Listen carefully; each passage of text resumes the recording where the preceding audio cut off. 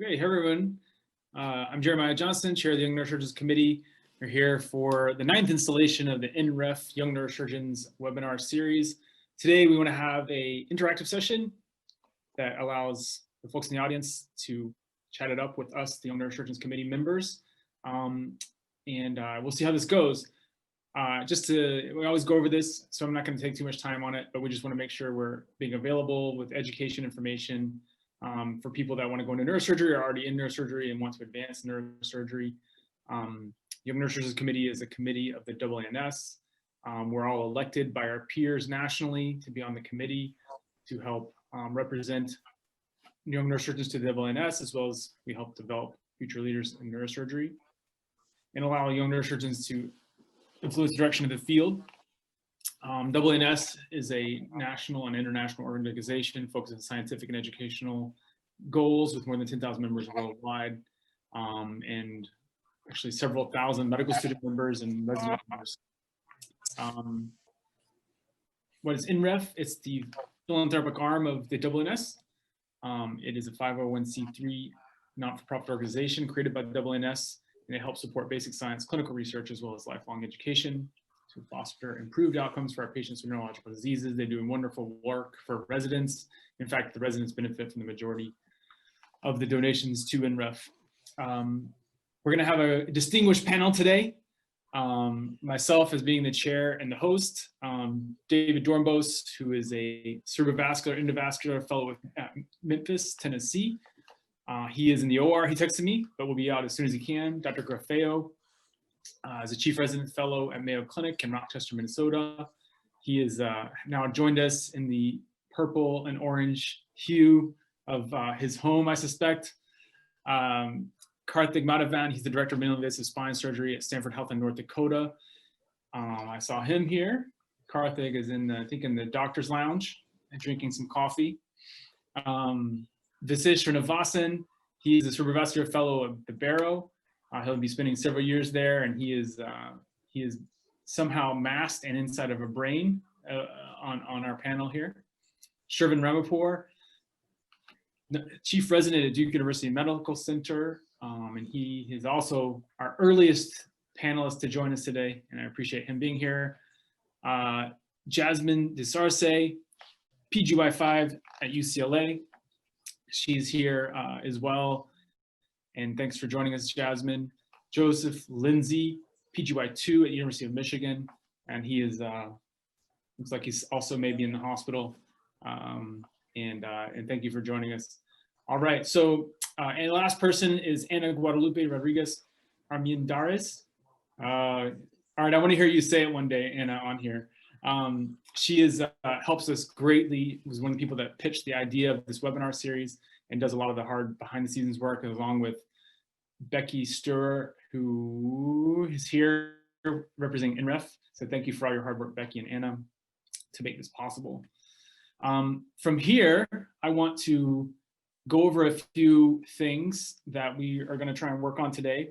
So this will be a pretty free-flowing conversation. If you're an attendee and you want to ask a question and you want us to see you and hear you, do the little hand raise function in Zoom, and I'll do my best to make you visible and audible. If you just want to ask a question in text and you don't want to be visible and audible, you can put your questions in the question and answer section, and we'll do our best to ask them. And so from there, I just wanted to introduce a simple first topic for possible discussion and see, because I'm curious, and I'll get to you, Husni, in just a second, which is that if there's anyone actually going through the US match process right now, what is it like with virtual interviews? What do you think are the pluses and minuses of doing it that way? And I know, like when I interviewed, I went many $1,000s into debt to fly around to all the different interviews. And would you rather have the financial burden of the interview season and visit in person, or would you rather spare that financial burden and do all Zoom interviews, but at the same time balance against the anxiety and unknown of not having visited a place where you may spend the next 7 years? I'm just curious think it's a very interesting topic that's very current. And I'd like to know if anyone in the audience has any thoughts on that. I'd love to hear from you. And if not, all right, let's see. Hopefully, Sora Windermere. Let me see if I can get you on the video. 1 second. I'm going to stop the screen share. And let me see if I can find you in the participants. And this may become cumbersome, but let me see. Okay, here you are. More. I'm going to promote you to panelist. Okay, Soren Windermere. If you unmute yourself, you should be able to talk.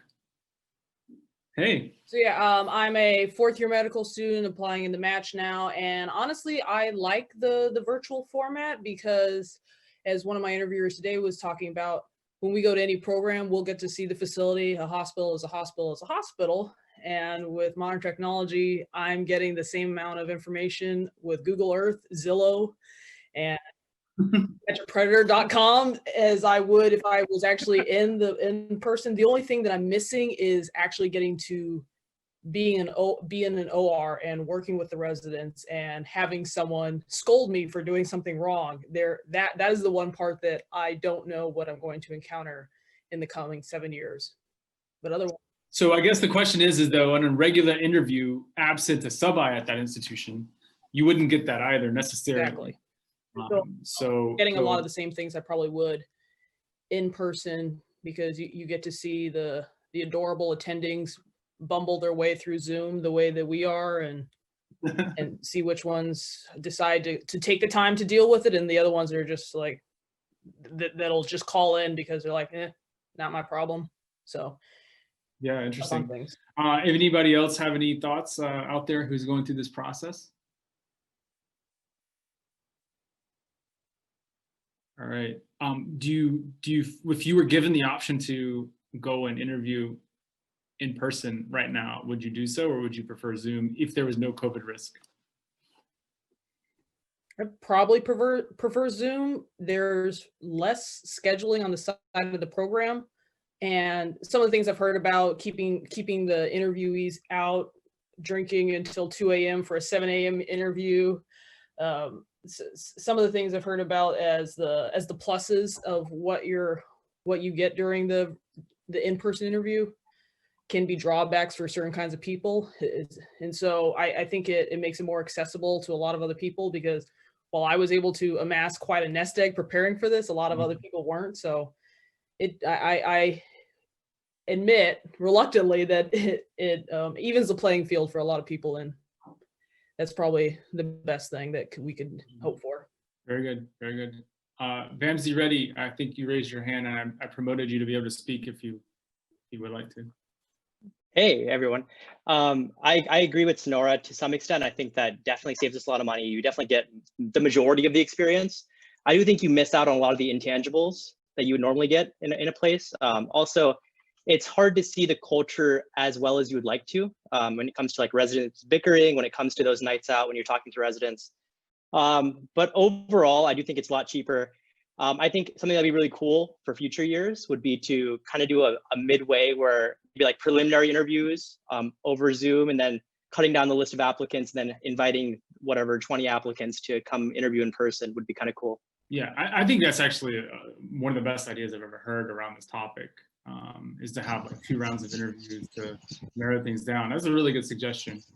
All right, awesome. Or even if you just had a setup where people would do sub-Is and then remote interviews, you'd get the content from the people who wanted to do, you get to talk to the other people who spent that time in the OR, get that beta, but then not have to go on 20 trips. Exactly, I think that's right. I think I'll return to normal for sub-Is, and then almost, first round of interviews, and then narrow it down to a smaller group, and then have them from in-person interviews. Something like that would be actually really smart. I think that's nice. It's a nice idea. All right, very good. I wanted to open the floor up for anybody on the panel who had any thoughts on this matter, and then just take questions from the audience. And if we run out of questions, we can always throw out interesting new points of discussion. Well, I'm curious to hear from Sonora and Vamsi. Are you, because of kind of the financial things that Sonora brought up, are you interviewing at more places than you would have otherwise? Well, for me, because I've known I was going to do neurosurgery for a long time, I had a good $17,000 ready to go for this. So no, I think the only difference is flight restraints. Thankfully, my family works for an airline, so while it'd be difficult to fly across the country overnight for one interview in one place and one over interview in another, that was possible. So I think that I think that because programs are still interviewing the same number of people for each interview day, for each interview site, that they are the determining factor. So while I have plenty of time to interview at more places, I have to get the invite. And I think that the same number of invites are going out because so far I don't have any interviews that conflict with each other. So I haven't had to make that decision be in the decision I would have to make even if I was traveling. So even if I was having to travel, I'd probably still be interviewing at the same number of sites based on my schedule. Yeah, I'm just seconding Sonora. I think that definitely it's still in the program's hands as to who they invite. But I do think that now I can interview 3 to 4 places a week, whereas I'm sure in a normal year, I wouldn't be unable to do so. So I can have an interview Monday, Tuesday, Wednesday, and totally be okay because I'm sitting in my room on a computer versus trying to fly to each of these places and figure out schedules. Yeah, I know from the program side of things, I was talking to our program, and I know it's the same for a lot of programs out there. We often will kind of bake into our thought process that people will cancel. I remember, I'm not too far out from where you guys are as a second year, and it was about this time of the year that I started, canceling a handful of interviews. And I think a lot of programs historically have counted on that, is that they're going to get 4, 5, 6 cancellations at some point during the year. And that they would be inviting kind of this other tier of people who were like right on the cusp. And I think a lot of those people probably won't be getting interviews because I don't think that there will be any cancellations. I know we didn't have any cancellations at Michigan this year. So. One thing I was always thinking of was you can never make out how the resident collegiality is and how happy the residents are, because every interview or every program tries to also put up a show that's kind of like to get the best candidates possible. And a lot of times you can understand a lot of things by observing just how the residents interact with each other versus how things are and so forth. Are they really happy there or things like that? It's not just the big city or anything, which you probably can understand with the Zillow or Google Earth, all those things. But some of the more significant ones, but it's kind of like hidden until you actually go and see the actual group and talk to them and so forth. Yeah, I mean, that's a good point. I wonder if this were to have legs where, where there was more virtual interviews, if you could just have the interview dinner with those like 20 finalists or something like that, and still have, for the people that are most likely to match there, you'd still have the same experience, but spare 40 other people the expense of directly traveling there. But it's a very good point. I think you do learn a lot about the program from the night with the residents. Just lots of body language and things seep through that otherwise wouldn't, is my experience, both from the side of the applicant talking and from the side of the applicants observing the residents talking. I think that's very true. Yeah, and one of the other things, like I was actually going to present this on one of the AANS for the resident interview things, was you will never understand, like, for example, if you talk face on face with some of the senior residents or the chief residents, which cases, let's say you're interested in vascular, and the chief resident is interested in vascular, and you ask him how many actual cases that you did and which cases are you really comfortable doing independently. And I was interested in spine, and by end of my residency, if any interviewee came in and asked me that question, I would say I can do T10 to pelvis, I can do an intradural meningioma, I can do an MIS scoliosis, I can do a lot of these things pretty independently, which I'm doing right now. But you cannot, whatever they say, you can actually see it when you're there, and face to face, it's kind of hard for people to kind of give a different opinion than what actually is, rather than on a Zoom. You know, Yeah, there are a lot of it's interesting. programs I mean, where there's. If I was looking at you right now and you were telling me a lie, I think I'd be able to tell. You probably know me too well. For those of you who don't know, Karthik and I trained together for a little bit. Yeah. All right. Very good. Anybody else have any comments on this topic? We have another comment in the Q&A we can talk about too. I had a quick question for the interviewees this year. Are you guys feeling like you know each other now? Do you see each other a lot in these random breakout sessions when you're waiting for your next interview, or are people even doing that? Yeah, for the most part, you see a lot of the same crowd. When the private chat is active, then I'll talk with the other applicants, or some of my interviews where they have the breakouts and they have long breaks in between.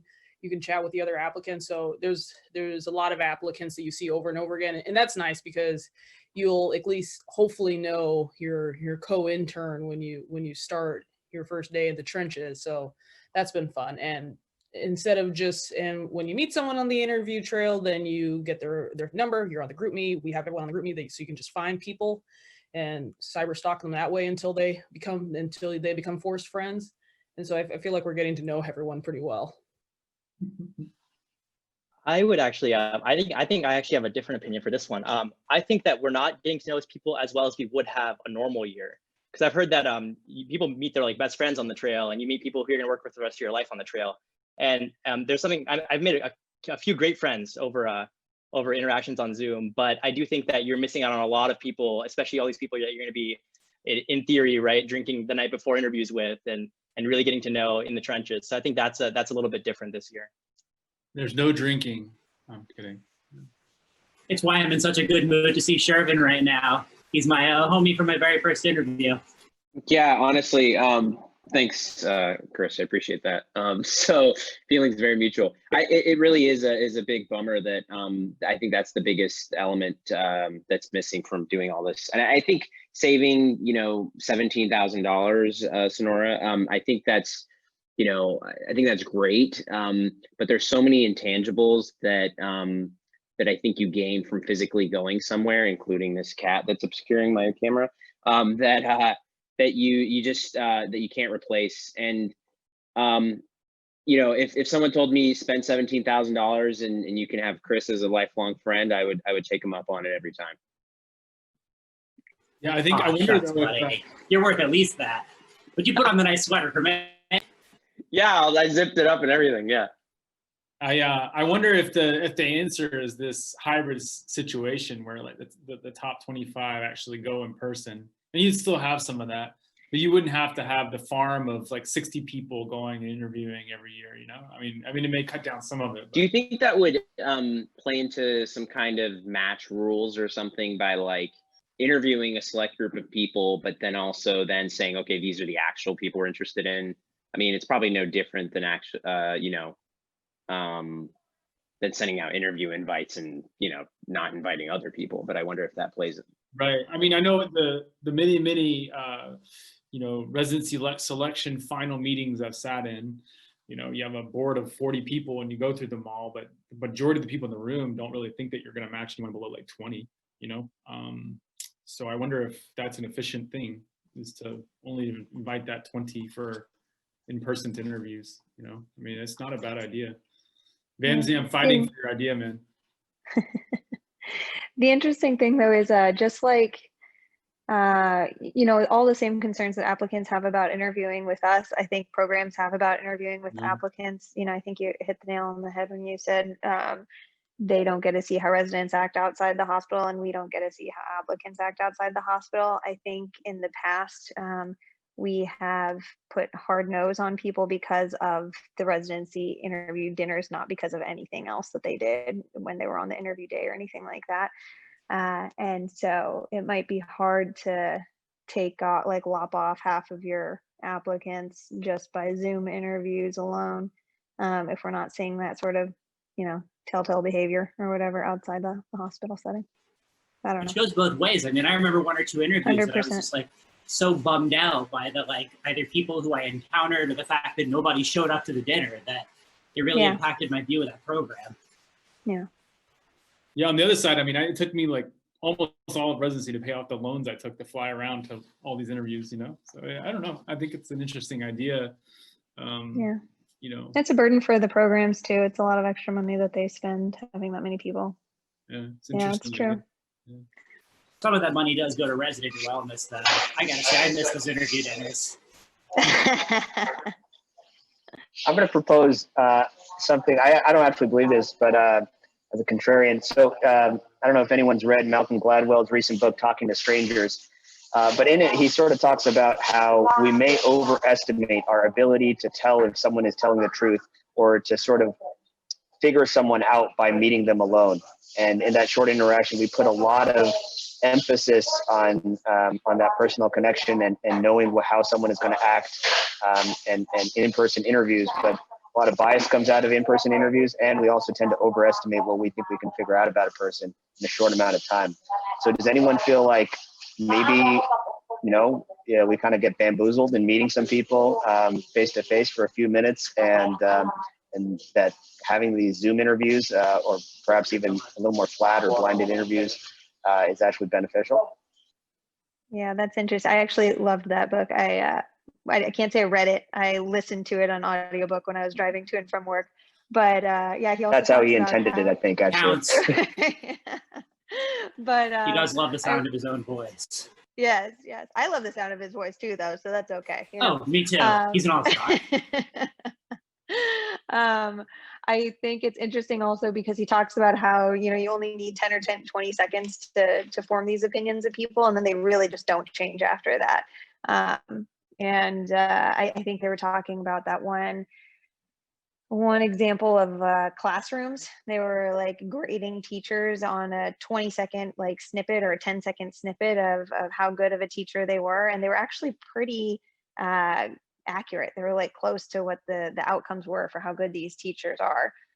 So yes, we do get bamboozled, and I think on the other side of things, we also make these snap judgments, and sometimes we don't know why we make them, but sometimes they're grounded in some sort of reality. And then there's obviously a lot of other stuff that we make snap judgments about that are completely unfounded. So that's all to say that, yeah, our thoughts of other people, we get bamboozled by applicants get bamboozled by us, and I don't know, is what it is, I guess. It's on Zoom or yeah, and it's not just applicants. I mean, I've had the effect of knowing people at meetings versus working with them being very different. Right. I mean, I think it goes in a lot of contexts. It's hard to know until you really spend a lot of time with someone.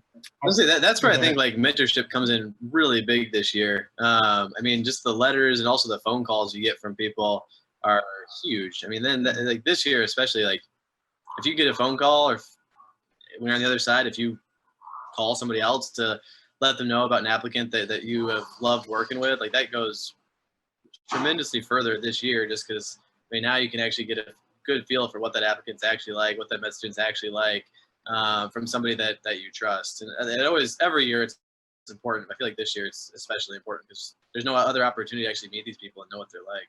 Yeah. All right. Just for anyone who came in late, the way we're trying to work today, any of the participants, if you want to be seen or heard, raise your hand, ask a question, comment about what we're talking about. If you just want to ask a question, put it in the Q&A. So we have 2 Q&A questions, so I'll try and switch over to one of those. So the next question is from Fatima Karkub. I hope I'm very bad with names, so I apologize if that's a butcher. USME is becoming pass-fail. How can we stand out as applicants to neurosurgery residencies? ? I'm worried perhaps it may grow in competitiveness as more students want to become and pursue neurosurgery because of the pass-fail test. How can we show our interest explicitly from undergrad? How about, who wants to tackle that one on the panel? Let's see. How about Shervin? What do you think? Yeah, I think it's the first thought that came across my mind when I had heard that the USMLE was doing that, which is that do you suddenly create this situation where people that go to big name sort of medical school institutions, and that's not even mentioning the foreign graduates, at a distinct advantage. And I think that and And then also you have to consider the programs that don't even have a home neurosurgery program. So yeah, US grads without a home neurosurgery program. Yeah, exactly. So now not only can they not show that they can get a 270 or whatever on their step one, but now that, you know, they don't even have a home program to help advocate for them on the other side of things. And I think that, you know, unfortunately, it's sort of, it sort of creates a new challenge. I think it'd be crazy to think that it doesn't. And sort of the question is sort of how do we address that?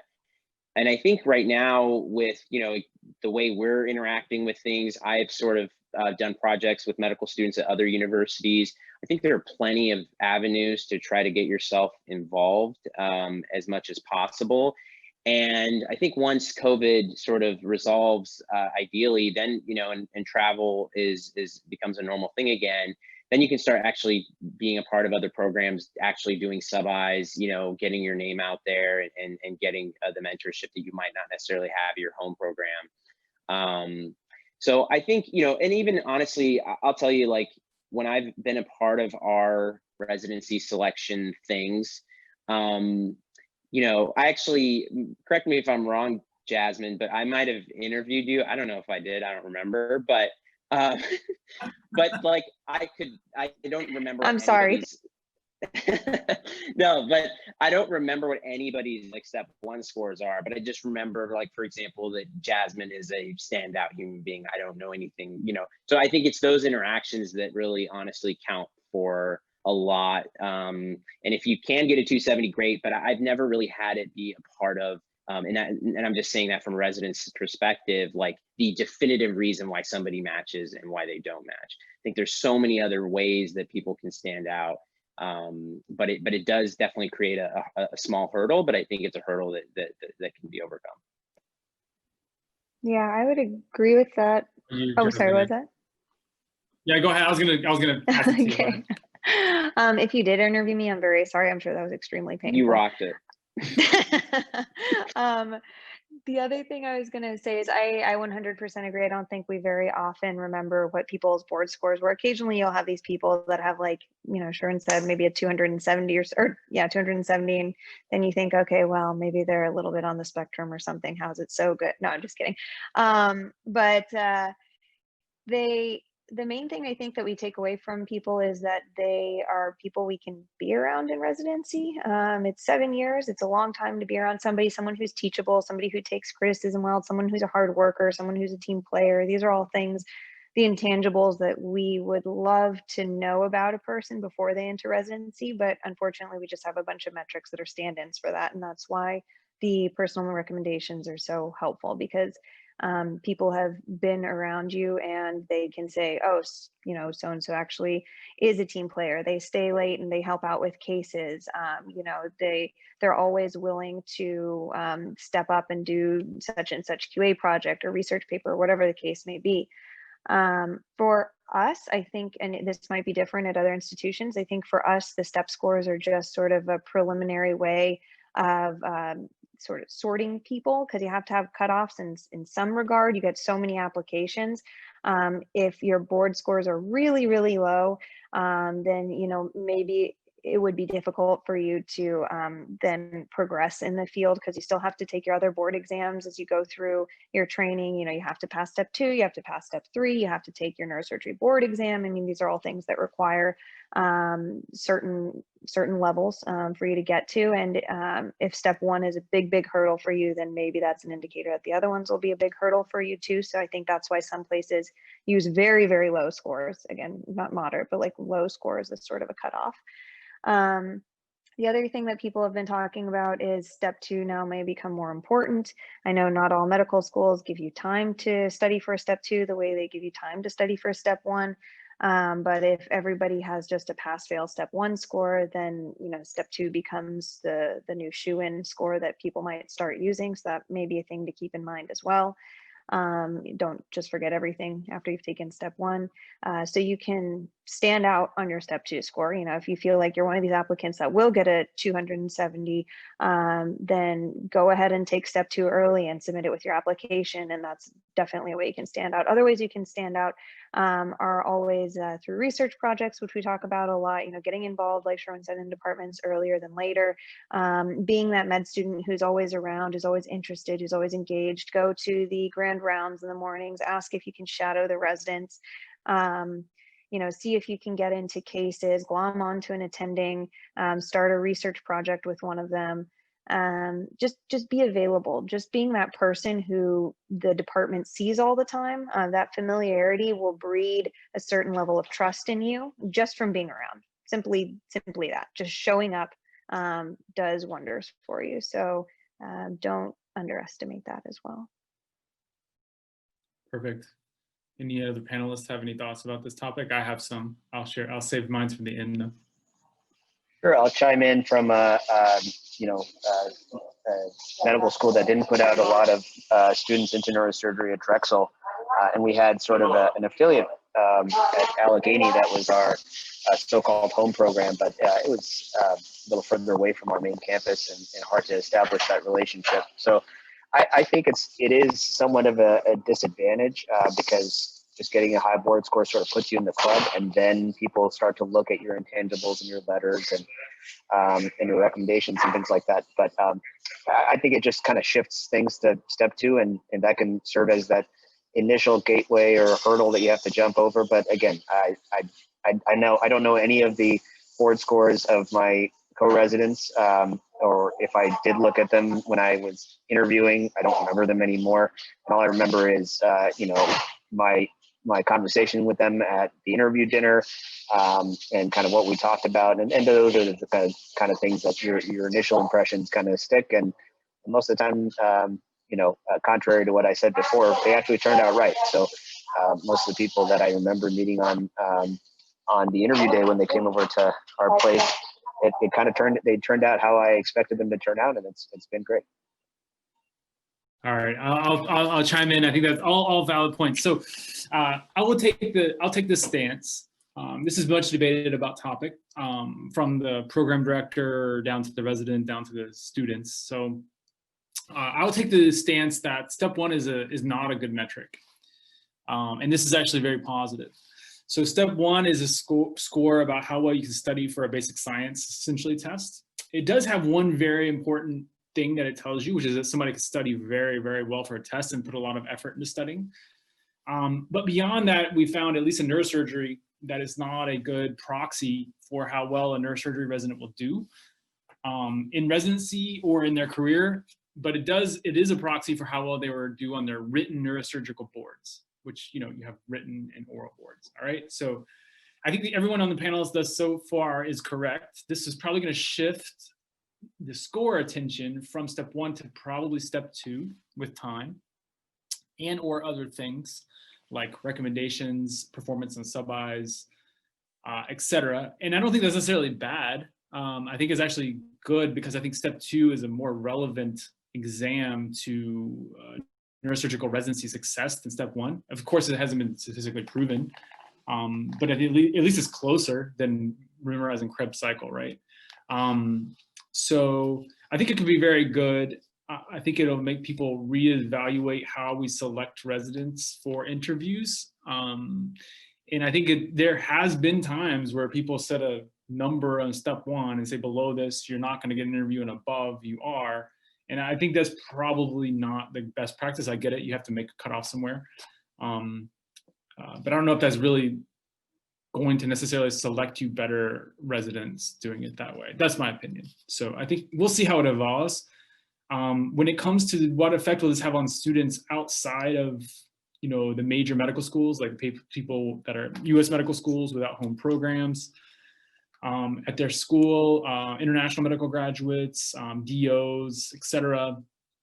I think it's going to be very similar, that you're going to have your entire dossier or CV set. You can't be deficient in anything. And so you're going to have to figure out how to get, your research, your mentorship, your away rotations, your grades, everything else up to snuff, and make sure that you're just competitive with everyone else on your step 2, et cetera. I mean, we'll see how it shakes out, but I bet it's not going to be all that earth shaking in the end, is my guess.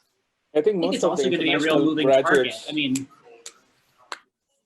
you go ahead. Sorry, we'll go. Yeah. Go ahead, Chris, and then Karthik. Oh, I was just going to say, I think it's going to be a real moving target that, you know, for the next several years, we're probably going to have a lot of extra focus on step 2. And I think people are going to realize that's almost as bad of a metric. Philosophically, I think that, you know, step 1 or step 2, don't pick good neurosurgery residents and don't pick good doctors. And Jeremiah and I, and a medical student here at Mayo, wrote a brief article not too long ago for, I think it was World Neurosurgery, right? On just some ideas for like things that programs might try. You know, short essays or videos where you highlight your favorite research project, or standardized questions, things like that. Standardized letters. I think you'll see a lot of those things get trialed, probably not in a randomized fashion, which is unfortunate, but you know, if you're coming up in the next 5 years, or if you're joining sort of the education team in the next 5 years, I think it's going to be a very exciting time, but I think it's also going to be a very unpredictable time. And I would say that, like, as much as I object to it personally, if I were applying in the next few years, I would do everything you can to crush step 2. Because the people who are going to be a little bit more closed-minded about this from a philosophical position are just going to trade in step 2 score for step 1 score. And we are probably 5 years, maybe even 10 out from like a bigger cultural sea change and like, how do we go about finding the best candidates? Jasmine said something earlier I very strongly agree with. I think teachability is maybe the single most important thing. It's sort of like the neurosurgical version of like grit, like with a capital G, the whole Angela Duckworth thing, which is also interesting, but very hard to like screen for well. Anyway, I think that you're gonna see a lot of interesting creative stuff come out of this period, but like word to the wise, write some papers and do well on step 2. Agreed. Yeah. Yeah, I was going to say that the international medical students, most of them who apply have step 1, 2, 3 all in place. So they might sound more competitive as compared to the international medical students who come from like Ross University or some of those, because they really won't have enough time to get through the 2 and 3 a lot of times. So I think 2 will definitely be more important. I think now you have to have all of them together to get like a certification before you can even apply, is my understanding. You have to have 1, 2, 3, yeah, and CS maybe as well. Yeah, as an international medical graduate. All right. Any other thoughts on that question? If not, we'll tackle another one. Oh, someone raised their hand. I'm sorry. Yeah, it's me. Who joined us? Hi, my Hey, name is Karen. I'm from the same chapter as Anna, actually. Oh, okay. So, I am a MS1. So maybe this is a bit out of topic, and sorry for shifting the theme, but I really wanted to ask, how does it feel to be the one making all the hard decisions inside the OR? I know it seems really out of topic, but as a first-year student, it feels a bit hopeless to not even get to be in the classrooms. All right, I'm gonna push this one to David Dornbos, our intraoperative resident right here, or I guess fellow. Hey, it's a hard question. It's I mean, you develop a feel for it over time. Really, I guess the best way to put it. It's something that you kind of start as, even as a medical student, just through your observation, kind of seeing how people react to situations as they arise in the OR. And when you see that, both as a med student, as an early resident, even now, you see people react in different ways. And you can get a very good feel pretty quickly for who you want to emulate and who you don't. And often the latter is just as important as the former. Just kind of seeing how, I mean, really where people kind of develop that kind of the calmness that you need when issues arise in the OR. That's probably my best way to put it, is really just kind of is watching your mentors, both people that you look up to and ones that make you question it sometimes. And you really get a pretty good feel for it that way. And then, I mean, as you kind of go through residency and start getting your hands on things, you'll start to kind of develop your own feel for it. You'll start to kind of really get I mean, really, you absorb the mentors that you choose. It's much kind of like how I mean, I just had this talk actually with my 5-year-old last night about how, I mean, she need kind of just making the people that you surround yourself with, the people that you look up to, the people that you emulate are the people that you're going to start to become.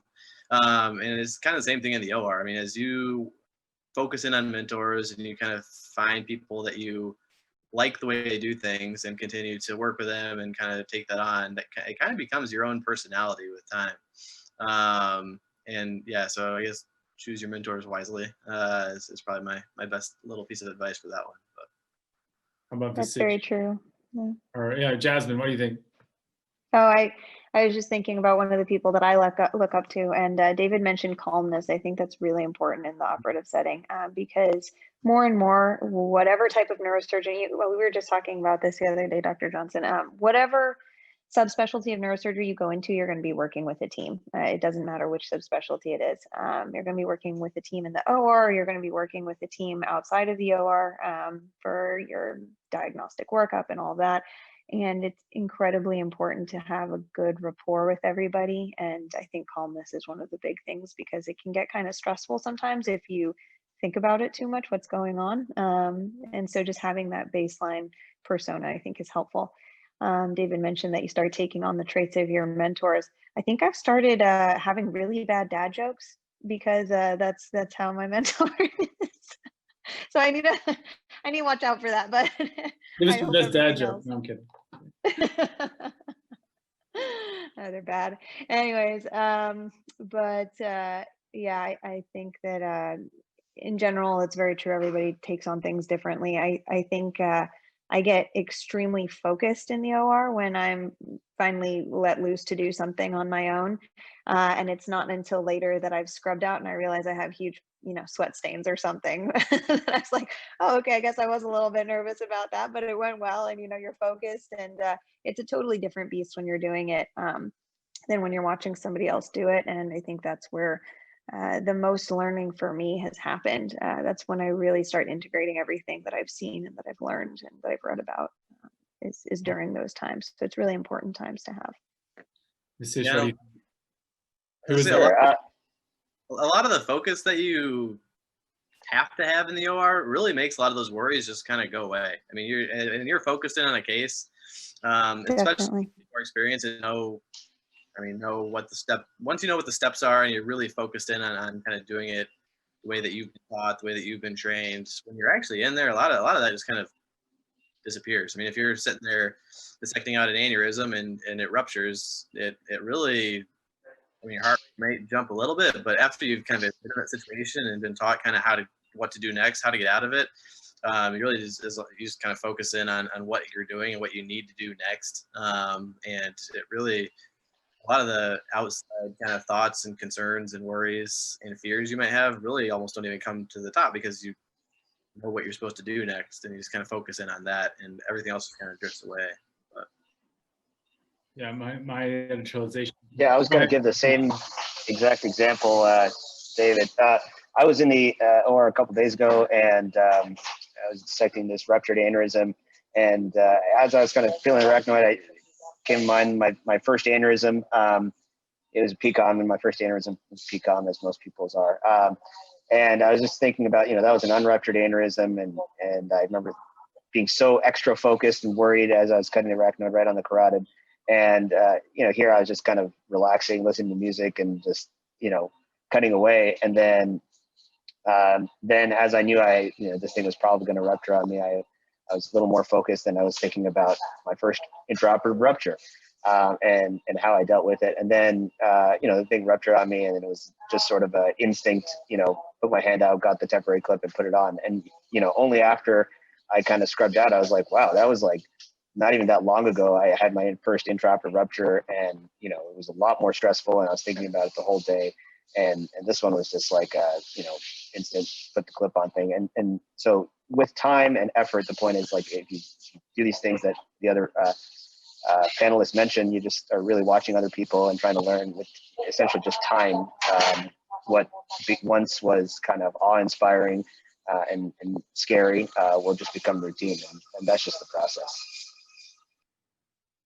Yeah, I would say that one of the things that makes you calm in the OR, from my perspective, is being well trained and prepared for the moment. Even if something were to go wrong, like you know what to do next. You have the temporary clip already loaded. You know where to put it. It's dissected, and if it ruptures, you put it on there, and you just kind of know what's going to happen if something does go bad, and what to do. And I think that makes you much more calm. And I don't think that they don't seem like big decisions anymore once you know what the next step should be.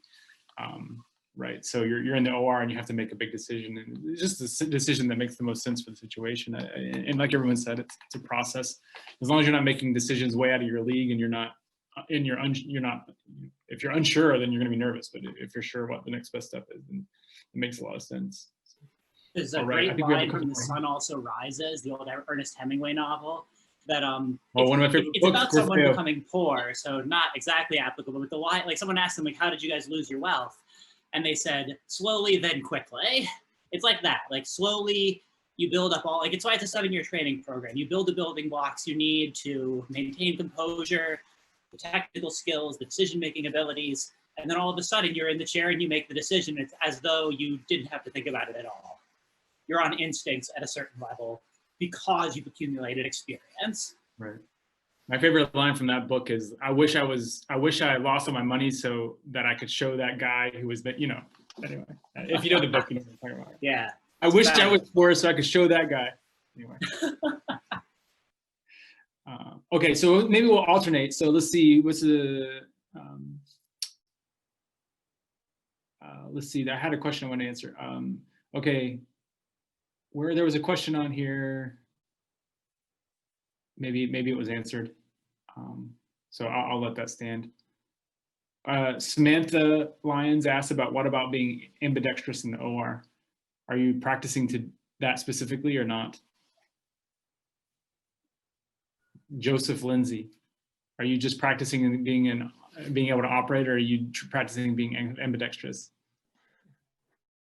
So I mean, I think a surgeon always has things in both hands, and I've seen a lot of my attendings using their mouse, with their left hand, and saying they brush their teeth with their left hand, like trying to do just things to get their hands comfortable. So I often will try to do that, just to get things kind of comfortable with the left hand. I mean, again, as a second year, I'm still very much at the stage where I'm trying to learn as much as I can, and not in that place everyone else was talking about with knowing all the next steps and everything. So, but I mean, I certainly think being able to be comfortable using your right and left hand is important, but certainly if you're not as comfortable with the second hand, it doesn't mean you're not going to be a good surgeon. It just means that you're going to have a lot of practice ahead of you. But that's the fun of neurosurgery. It's all the practice.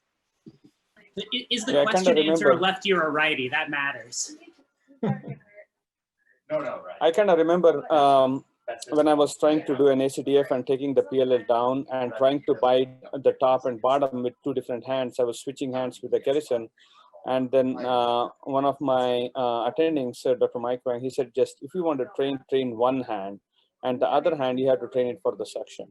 And as a spine surgeon, I feel like if I control one hand well and the other hand control just enough to manage a suction, I'm pretty happy with it.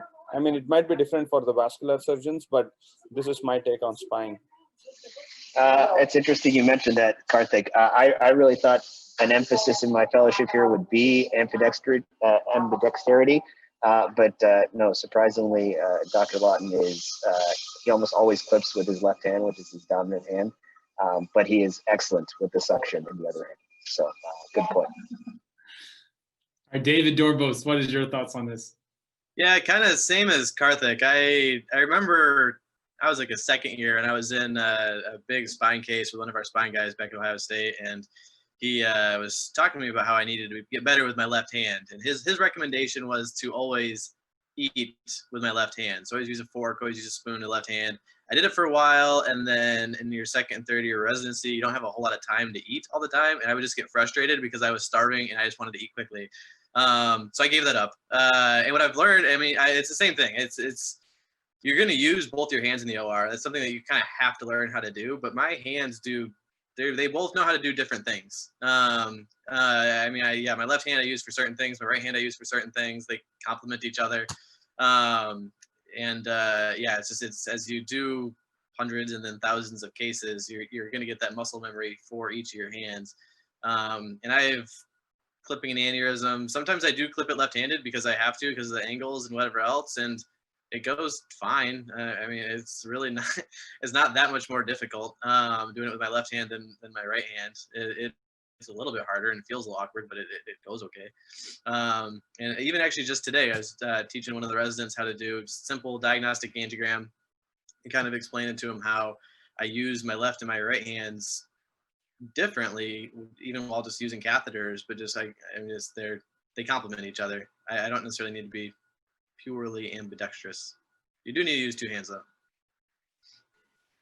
If you're a left-handed person, give up on operating left-handed. You got 7 years. Learn to operate like a right-handed person. All the instruments are right-handed. The techs get very annoyed when they have to put suture backwards. I'm left-handed. I did this. It sucks for a year, and then it's not that bad. And then you have a secret weapon because your left hand is already good at fine motor skills from writing. So if you're a lefty, you can game the system if you front load the pain. If you're a righty, just do your spine cases with the offhand and you'll be fine. Shervin, any thoughts? I mean, I don't have any strong feelings. I think I've had co-residents try to eat with their left hand, and I think at the end of the day, if you're effective with it, you don't have to be as sort of have as good of fine motor skills with your non-dominant hand. Honestly, as long as you don't have like alien hand syndrome in the other hand, I think you should be okay. It's not something I give too much thought. I think the first 2 years or 3 years of residency, it's probably a more important skill to be able to eat fast rather than to be able to eat with the other hand. I agree with that completely. Second. Yeah, chopsticks really adds another problem to the whole thing. Oh, yeah, I was gonna say. So I think you can be a spectacular surgeon being heavily dominant right or left hand. I've learned to do it to be ambidextrous. To be honest with you, just kind of a little bit of boredom, not boredom, but just needing a challenge. So I'll like dissect a little bit with the left hand and the arachnoid and this and that. I did not for this reason, but I did learn how to be ambidextrous. I can do chopsticks with both hands. But that's more for just fun. But I do think you don't have to if you would like to and you are interested to. I think it can serve you well in certain situations. There are a handful of situations where you realize if you're pretty good with your left hand, it just makes sense to do it left-handed. Just the way that the angles work out in a variety of cases. But you certainly can do it fine right-handed. You just have to move around a little bit, that kind of thing. All right, we have a couple more hands raised here. Let's see who we have. Which hand are they raising? Yeah, that's a good question. Looks like they're all right-handed. All right, I don't know who came first. I'm sorry, so I'm gonna let you join. We'll start with Dr. Reddy, which is at the bottom. You've been officially promoted to be a panelist. Vineet Reddy. Hey, I'm not Dr. Reddy. So my name is Vineet Reddy. I'm a third-year undergrad student in a BSMD program in South Florida. And I've been involved in basic neuroscience research throughout college. And as I've continued to do research, I'm becoming more interested in the specialty of neurosurgery. My program has the option for me to apply out to outside medical schools outside of my home institution without losing my conditional acceptance. And so I was wondering, other than potentially better research opportunities with medical schools that are either bigger name or are connected to higher power research institutions, are there any distinct advantages of other medical schools that would be especially advantageous to me as someone interested in the field, especially because the medical school I have the acceptance to doesn't have a home neurosurgery program? Anyone want to tackle this one? Well, back in Miami, we did one of my program director, Dr. Komatar, and the previous program director, Dr. Heros, they did value, I think, some of the students who came from Ivy League medical schools. Definitely, although you voluntarily kind of don't, don't make a big distinction among the residents, but you kind of have a small thing for the guy who came from one of the Columbia or one of, Yale, or as compared to some guy who came from Florida Atlantic University. There's always going to be a distinction. But if you really want to stand out, and if you don't make it to the big school, I always think that these days you can easily reach out to a lot of neurosurgeons. If you have a very good project, you can do it remotely, and as long as you have good publication and so forth, I think you can easily make it big in neurosurgery with good letters. And I think Jasmine mentioned most of it, how you are being available and so forth. So I would rather go with that one. Yeah, it's a little bit, that's a tough question in the sense that I guess it depends what opportunities you have available. So if you stayed at your home program and you have some really exciting and interesting research there and you want to continue it, and this is going to be kind of the hill that you stand on, and this is what you're going to bring forward into neurosurgery and the rest of your career, and you need these skills in order to move forward, and you have a great research mentor and all of that, that stuff can be invaluable. But as we were talking about, as things sort of evolve and maybe we're moving away from step scores and things like that, and letters of recommendation become very important. The field of neurosurgery, just for medical students or undergrads who are listening out there, I did not truly realize this. Everybody told me, but it's a different thing to live it. The field of neurosurgery is so small. Everybody knows everybody. And that's why the letters of recommendation matter so much in our field, more than other fields. Like, I don't think any two GPs know each other across town in Los Angeles, where I'm at right now. All the neurosurgeons and all the neurosurgery residents here know each other at all the institutions and all up and down the coast and across the nation.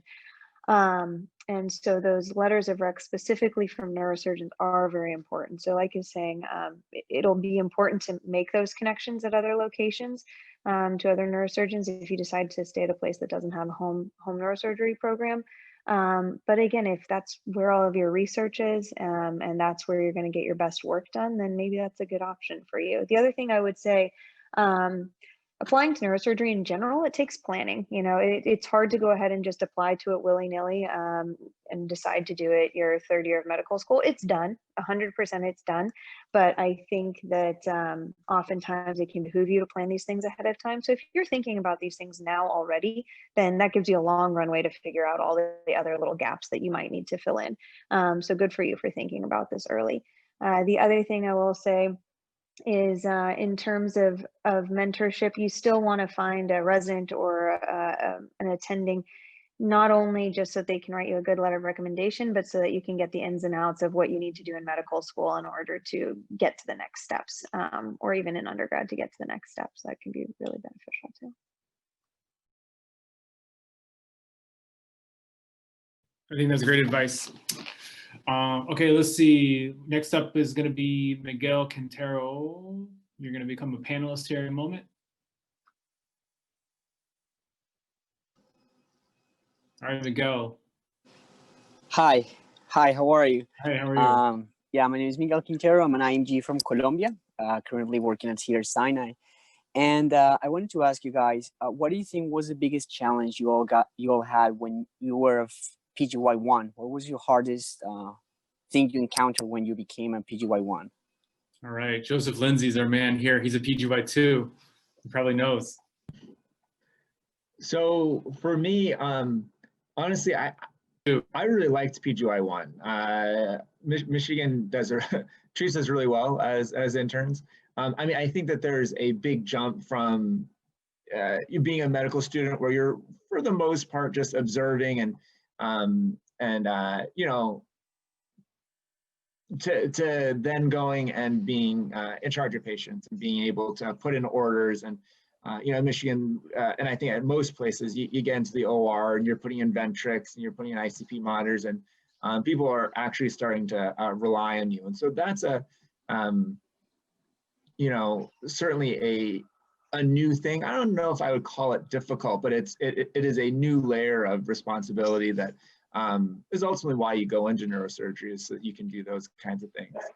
I would say in most programs, certainly Michigan, the true jump is from intern year to second year.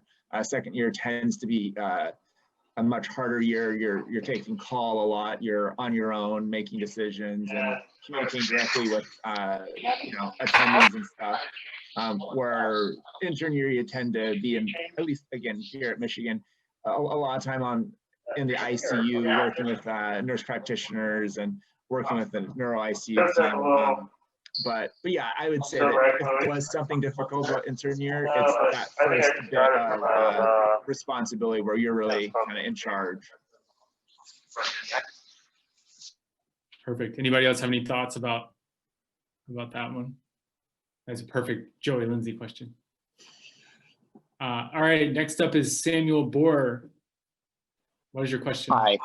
Yeah, I was hoping to dive a little bit back into the application and in particular research. I was wondering if you guys could kind of express what you think there might be as far as nuance with the amount and the quality of research, particularly with applicants who are intellectually curious and are interested in research, but may not have the desire to do research as a career. I was just wondering, as far as like showing programs that you have the capacity and intellectual curiosity to do research, but maybe not to the point where you're going to be doing, you know, 26 publications by the time you apply. Is there nuance there that you see, and how best can someone in that position, you know, present themselves? That's a great question. So for those residents, I mean, I have seen a lot of, we graduate at Miami about 3 residents a year, and a lot of them are obviously not interested, but they were excellent residents. And, you know, I think, I don't know if you were there earlier when Jasmine had mentioned being available and being kind of curious and being like the S-man. And if you just nail it in your sub-I and so forth, that is possible when you can actually physically do the sub-I. But still, if you're doing something remotely, you'll have to probably at least try to have some publications with some, really, when the attendings give you some project or something like that, they're not pressed hard of time, how quickly you finish and so forth. If you finish it very quickly, that's very good. But if you don't do a good job and kind of are reluctant in doing whatever you pick up or whatever you accept, that's going to look really bad as compared to you at least doing the project. And if you take some extra time and do it really well, then you'll be much appreciated. And you know, everybody has time commitments, so that's something I would say. Yeah, the other thing is different programs are looking for different things. So there's over 100 neurosurgery programs in the United States, and some of them are more geared towards cranking out academic physicians, and other ones are more geared at cranking out people who are going to be really good clinicians. I mean, obviously every place wants you to be a really good clinician, but they don't maybe have the research requirements, you know, that you publish 1 paper a year. They don't necessarily expect that you have to do a fellowship afterwards. Different programs will put different emphases on different things. And so as you get closer to applying, you'll definitely learn about that a little bit more, the differences between these programs.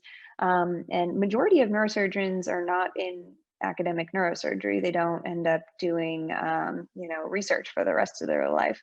I think a lot of the people who are on this call are kind of skewed in that direction.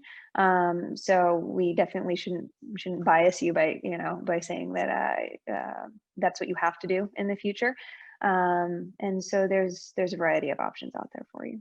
I would toss in, sorry, that as in addition to everything that's been said, which I agree with, that one thing you have to be careful about is that programs, especially now with the step 1 influx, tend to be using research as a weeding out. It's very similar, like it's a metric of effort.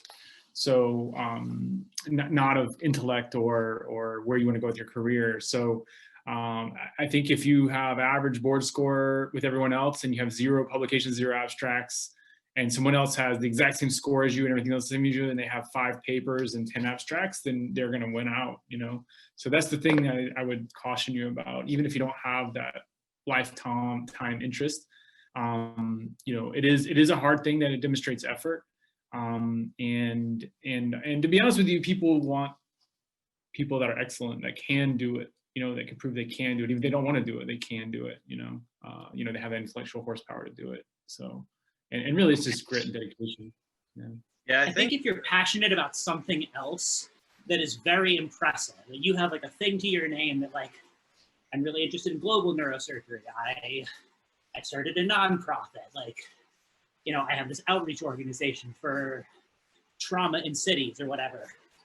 That's what you need. It doesn't have to be research, but there's got to be the elevator pitch. This is me, this is my passion, and this is why my passion is neurosurgery, and I'm going to succeed at your institution with these goals. Yeah, that's true too. We've had applicants that were like, you know, went to like the most famous music schools in the world, things like that, and decided that's not what they want to do the rest of their life. And people respect that. Like, they spent their entire formative years becoming one of the best violinists in the world, and that's good, you know. Well, there probably is a good idea to have like maybe 2 or 3 publications. You don't get weeded out. Like, I think 2 or 3 publications is going to be the new, like, I got a 230 or a 240 on staff.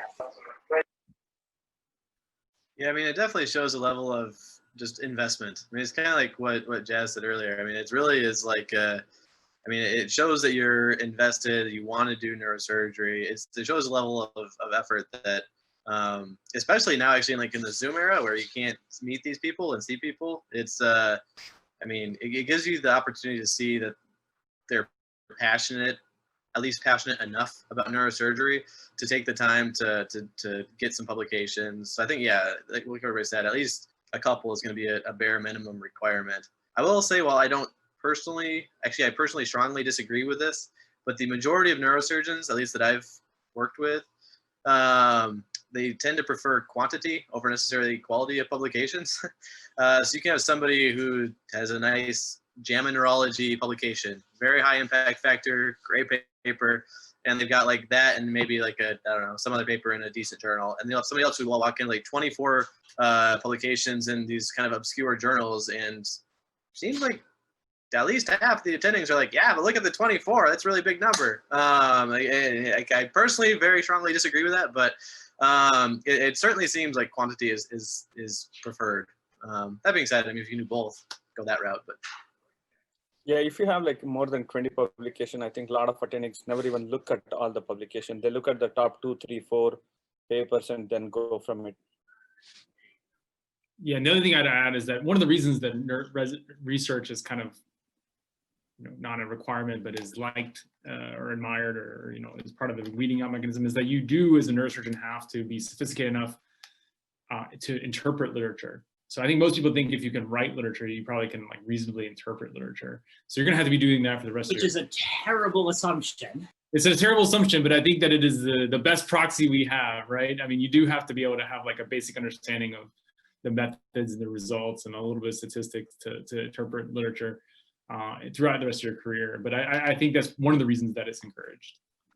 But Sam, just similar to what Chris said, I think that it's one of the cool things about neurosurgery, I think, is that it is so diverse and there's so many different ways to come at it. You don't have to be holding a pipette to really, you know, make an impact. And so there is, you know, like Chris said, whether it's global neurosurgery or whatever, if there's something that's got to be there that makes you passionate about it, because that's the only thing that's going to, you know, help you get through 7 years of it and then eventually through the rest of your career. So if that one thing you can latch onto and make something of it, and it doesn't necessarily have to be a JAMA paper, then, you know, that's the thing you do. And then that's the sort of, that's what, you know, you talk about during your interviews, and those are the things that can help you kind of get to know programs. And there's definitely different personalities to different programs, as Jasmine said. So you will find that perfect match. It doesn't have to be, you know, a program that's looking for the, you know, MD PhDs and stuff.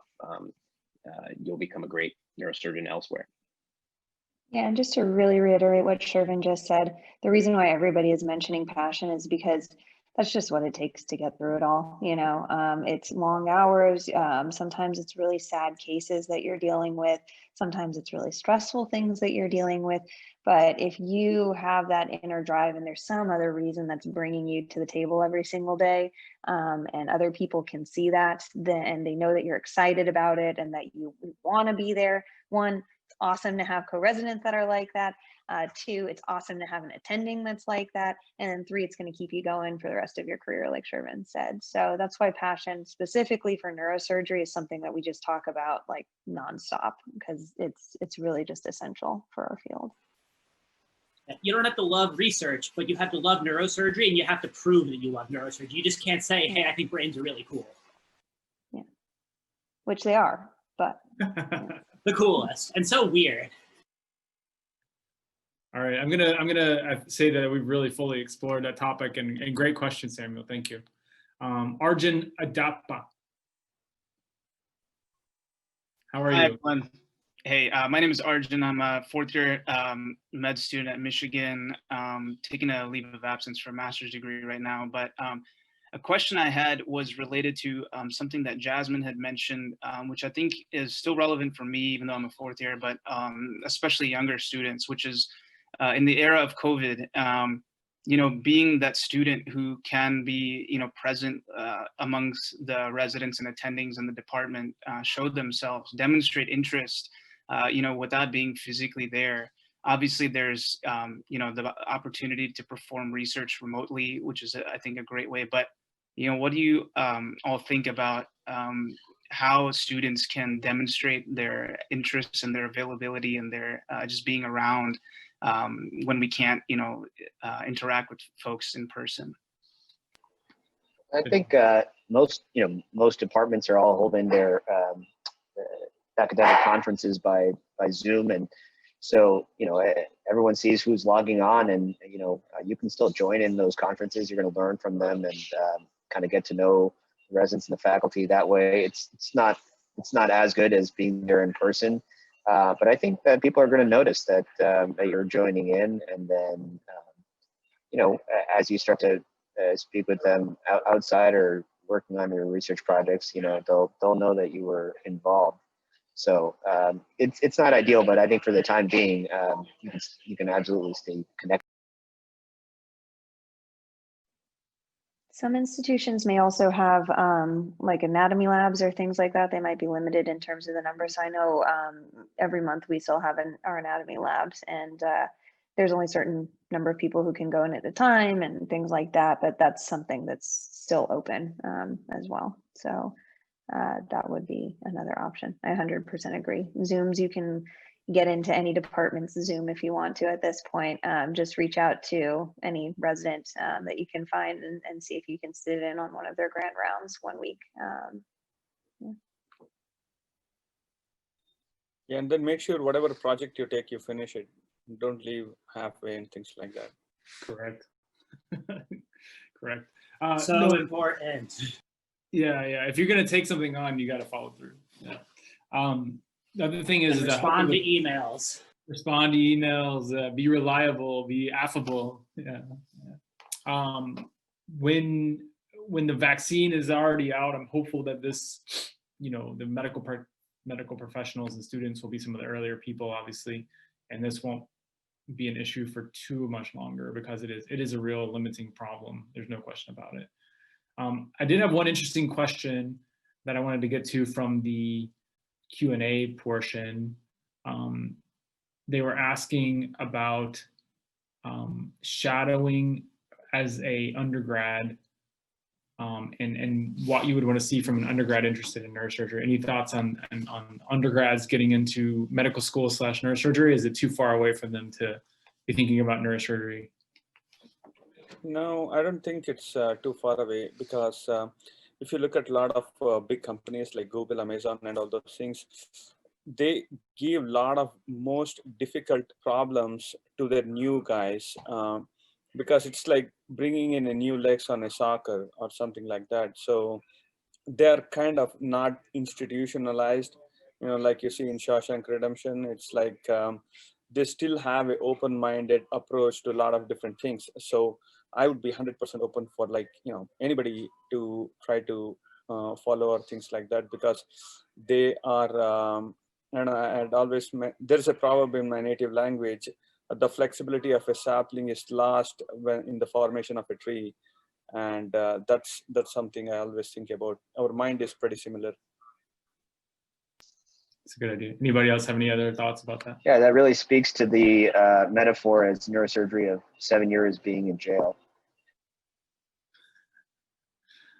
All right. Second, similar question. I thought we would just kind of do these quickly as we're running out of time here. What do you have any advice for first year medical students interested to go into neurosurgery? It's kind of an open-ended question. Maybe Joey or David. Yeah, David, go ahead. Yeah, I didn't get interested in neurosurgery until the kind of end of my first year of medical school, and I did two things that I think were very helpful. One is I found it's actually a junior faculty at the institution I was at, but I just kind of followed him all around. I would go to his clinics, I'd go to OR with him, he'd take me out for lunch on random days. And it was just very helpful to get a feel for what the lifestyle is really like.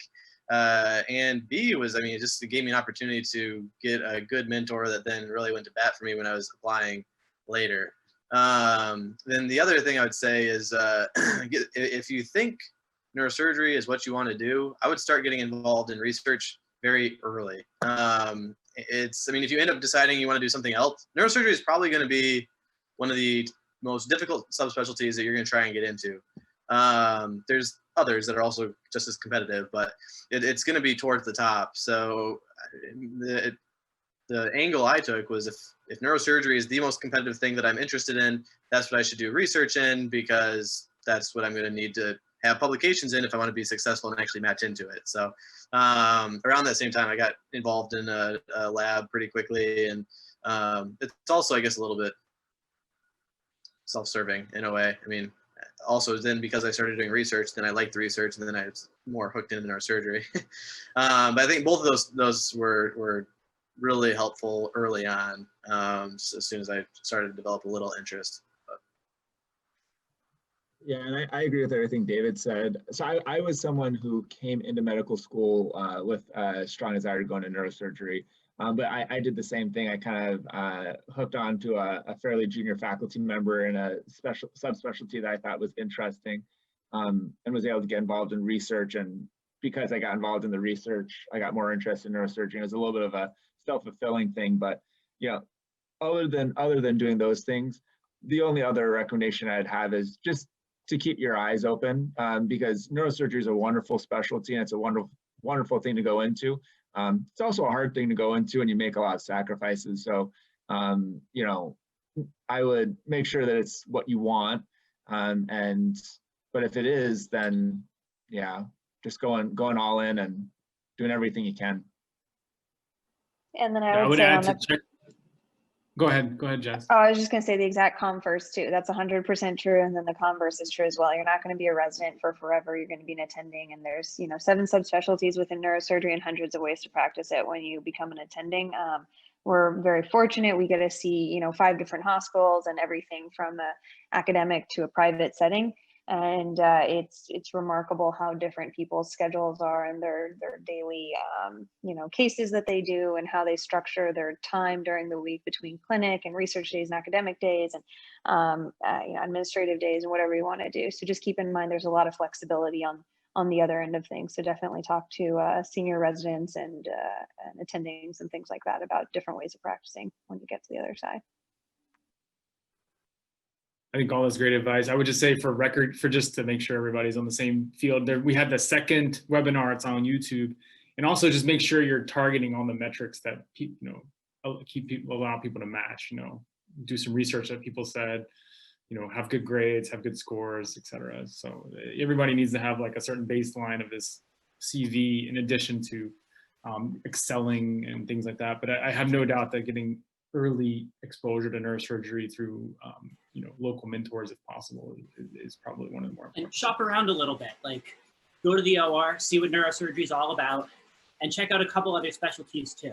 Like pretty early on, you can figure out you're someone who wants to do like a surgical procedural based specialty, or do you want to round for 5 hours every morning? And if you want to do some kind of surgery, like go to ENT cases and plastic cases and CT cases, and find your tribe. What are the cases like that you love the most? What do you dislike? Is like the day-to-day bread and butter neurosurgery something that gets you out of bed at 4 in the morning? And if not, what does?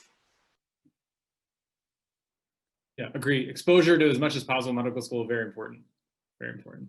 All right, we're gonna have to we're gonna try and get through all these. There's like 4 more people with hand raised. So what I'm gonna do is I'm going to let everybody try and answer their question. We have 10 minutes, and then one person's gonna answer, and then we're gonna move on. Like 1 minute question, 1 minute answer. All right, go ahead.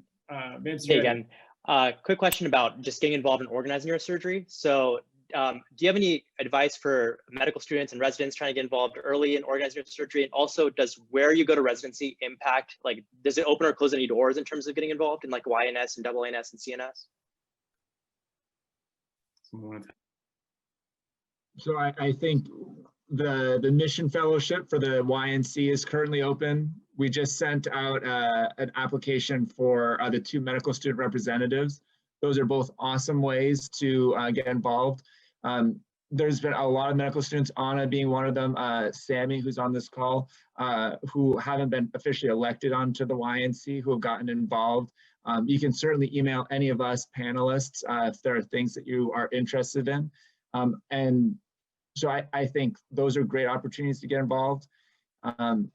And I don't think that the medical school that you go to will impact your ability to get involved in neurosurgery or organized neurosurgery. Yeah, I agree. You can do that from anywhere. Yeah. All right, Miguel Quintero. No, you already answered my question.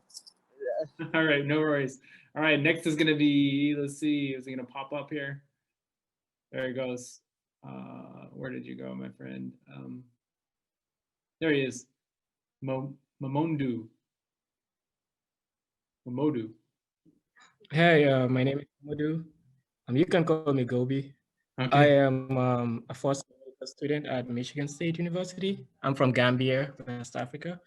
I think my question was answered because I wanted to ask about how you can be more involved, but now that that's answered, it's what I have is more so like a comment, because we're talking about first year medical students, and I'm one of those people who came in wanting to find a mentor and be involved, but I didn't know much or what to do until I spoke to one of the residents at U of M, Dr. Lindsay's colleague, I think PGY1, Dr. Tripathi, and she was really helpful in telling me on things to do. I think it was important that she mentioned having a membership with the AANS and utilize the medical student, I think, mentor program. And I did that, and I think that was really important in that, like, after going through the process, I think in less than 2 hours, I had like a mentor reach out, and we've had like our first meeting, and I was able to talk about being, possibilities of being involved in research. So at least for other M1s or like undergrads who don't know this is something that is out there, I think I'm a little compelled to share this story and know that, this is something you can try and hopefully be successful. That's a really great point. We do have a AANS and even Young Neurosurgeons mentorship program for medical students. I believe if you search for our website, the AANS, you have some links to those things.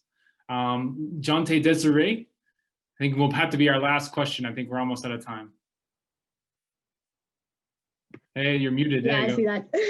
I'm Jonte. I'm a junior undergrad at UD. My question is, what is one skill or quality that you wish you had in undergrad that would have set you up for success as a med student and as a neurosurgeon?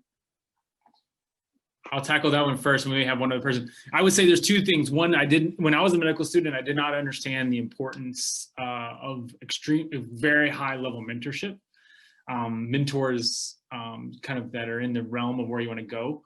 And I had some of it, but it was very peripheral. And I think that really good mentors just give you so many opportunities and so much incredible direction that they're almost irreplaceable. And as far as qualities, in my mind, it is just curiosity. You follow up on what you're interested in. You always want to learn, and then you just kind of always are working on something. I mean, just like putting out some sort of productivity that can kind of propel you forward, you know, and just really being just a non-stop churning through whatever you find interesting, whether it's research or these other things that we talked about. But it's just want to always be being productive. And between the two things, good direction and just intellectual curiosity, wanting to learn more, and then wanting to put out what you do know in some sort of deliverables, papers, you know, whatever the case may be, building interest groups, etc. That's what people look for. It's just the activity, the passion, the interest. And then if you have that and good mentorship, you'll go far. I think we have one more person. We may have a minute. How about, I think Vineet Reddy had another question.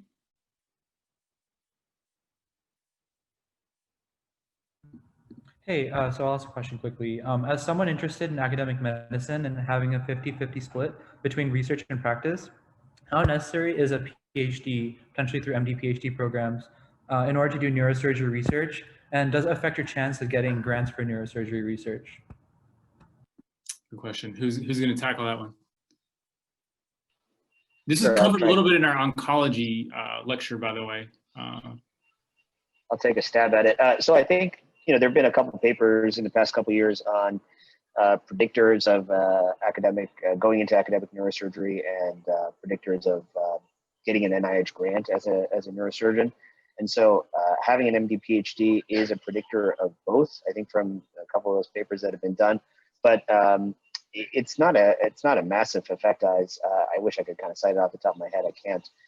But there are plenty of, you know, just only MDs, if you want to call that, that are in academic neurosurgery, have 50-50 time, dedicated time to spend in the lab, and are running quite thriving labs.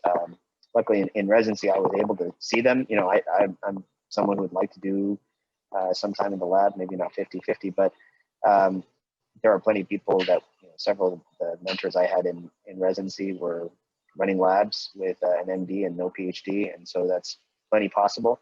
And I think because of a lot of the work that organized neurosurgery has been doing, there are a lot of opportunities for neurosurgeons to get grants, NIH grants, and do dedicated research. And those are not necessarily only earmarked for MD PhDs.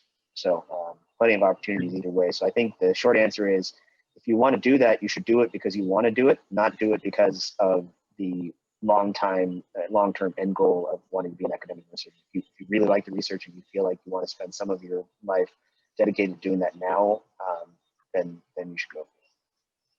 Yeah, the webinar should be on YouTube.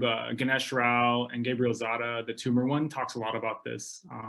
So that's another thing you can catch up on. Both non-MD PhD. Yeah, I mean, neither of them are MD PhDs, but I think you have to do probably training.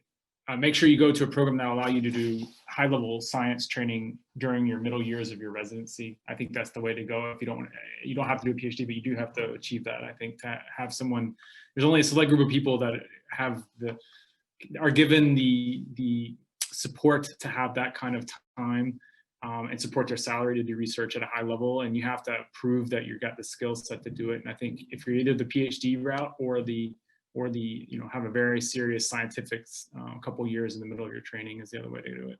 I just want everyone that doesn't know, we have a companion podcast that we work with the Medical Student Neurosurgery Training Center on. It has a lot of interesting stuff. Some of it overlaps with this, but it's a different forum. Please check that out. We're going to run out of time here in about 2 minutes. We have an NREF fund, just to let everyone know that we're working on this in the background. If you know any people that would be interested in donating to this fund, the funding goes to increase involvement of medical students in our committee, which we're actively working on. We know that there's a limited number of positions now, but we're hoping to improve that very soon. Any of these previous episodes that we referenced are on the NREF YouTube page in a playlist. Where you can watch them individually. Please follow us on social media if you want to get updates about future episodes, etc. And at that, happy holidays. Thank you all for joining us. I think we're going to get auto cut off in less than 1 minute. So happy holidays, and thank you all for coming, and have a great holidays. We'll be back after the holidays with more episodes, which will be announced on social media. So thanks everybody for coming. Thank you. That was great. Thanks, JJ. Thank you. Right.